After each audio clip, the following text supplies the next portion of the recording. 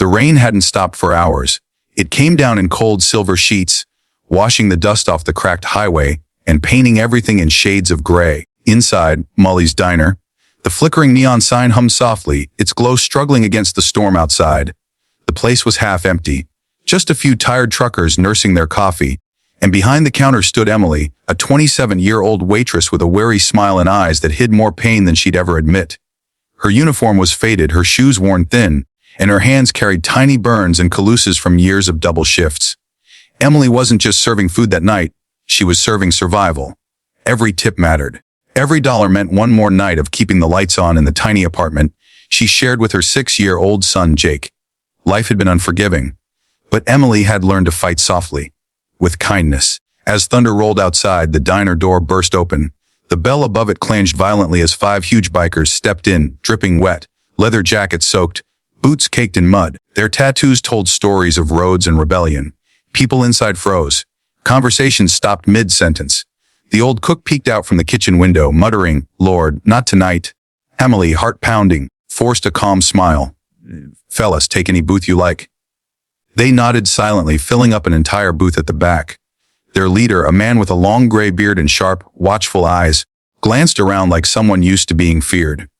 His name, as she'd later learn, was Ryder, a name that echoed through biker stories and whispered warnings. Emily grabbed her notepad and walked over. "What can I get you boys?" "5 coffees, Ryder said. "And honestly, Mom, we're kinda down on luck today. No cash till we hit the next town." The words hung in the air. The truckers stared. The cook shook his head, expecting trouble. But Emily didn't hesitate. "It's all right," she said softly. "Coffee's on the house." "You all look like you've had a rough ride." Ryder frowned. "You don't even know us." Emily smiled. "I don't need to. You look hungry, not dangerous." For a moment, something flickered in Ryder's hard eyes. Surprise, maybe gratitude. She didn't stop there. She brought them hot meals, refilled their coffees, even slipped them a few sandwiches for the road. The cook whispered angrily, "You'll never get paid for that food." But Emily just shrugged. Maybe kindness comes back in ways money can't. If you believe kindness still exists in this world, take a second to like this video, drop a comment about your thoughts, and subscribe to Everyday Heroes for more stories that restore faith in humanity. The bikers finished their food quietly. When they stood to leave, Ryder met Emily's eyes and said in a low voice, "You didn't have to do that." "I know," she replied. "But you looked like you needed someone to." He nodded once. "What's your name?" "Emily." He repeated it slowly. "Emily, you've got a good heart. Not many do." Then they left, 5 engines roaring into the storm, red taillights vanishing into the black highway. By midnight, the diner was silent again. Emily's boss scolded her for feeding strangers, and she just apologized, too tired to argue. When her shift ended at 3 a.m., she walked home through the rain, holding her coat tight and thinking about her son, asleep and dreaming of better days. The next day was no easier. The bills kept stacking up, and Emily found a final not a C on her door that morning, rent due in 2 days or eviction. She broke down crying quietly so Jake wouldn't hear. That night, she went back to work pretending nothing was wrong. 48 hours passed since that rainy night. The sun had finally come out, and Friday's shift felt almost peaceful. Until the low rumble began. It started faint like distant thunder, then louder. Then the glasses on the counter began to shake. Emily looked up, confused. "What on earth?" The cook ran to the window and froze. "You've got to see this." Outside, the highway was filled, not with cars but with motorcycles, dozens. Then hundreds. Chrome gleaming under the sun, leather jackets glinting with the unmistakable emblem Hell's Angels. People in the diner gasped. Some ran outside to see. Within minutes, the entire diner was surrounded. More than 800 bikers, all engines idling, the air trembling with power and noise. Then, through the crowd, one man stepped forward.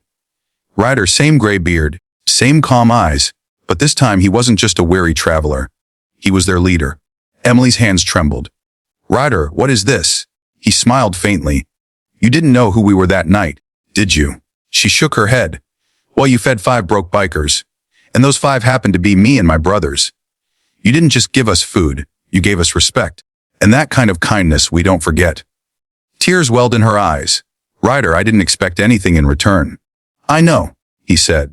"That's why you deserve this." He nodded toward the line of motorcycles. One by one, bikers started pulling envelopes from their jackets, laying them on the diner counter. Some had cash, others checks, others just handwritten notes. Within minutes, the counter was covered in money. The crowd outside cheered. Emily covered her mouth, sobbing. "I can't accept this," Ryder interrupted. "Yes, you can. This isn't charity, Emily, it's gratitude." The cook whispered in disbelief. "There must be thousands here." Ryder smiled. "Try hundreds of thousands." The media showed up within an hour. Cameras rolled as Ryder stood beside Emily and said, "The world's gotten cold. But every now and then, someone reminds us what it means to be human." The story spread like wildfire. The waitress who fed the Hells Angels became a national headline.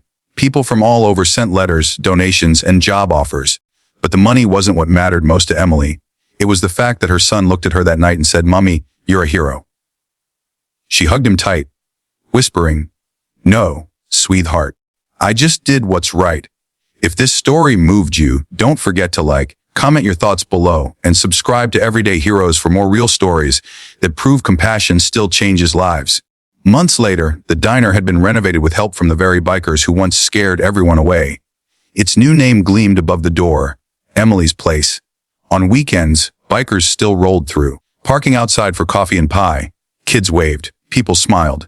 And every time Emily refilled a cup or brought out a slice of pie, she remembered that rainy night, when she chose kindness over fear, and in return, the world showed her that kindness doesn't just survive, it multiplies. In a world where people often look the other way, Emily proved that one small act of compassion can echo louder than the roar of 800 engines. Because sometimes, the poorest hearts give the richest gifts, and the world never forgets them.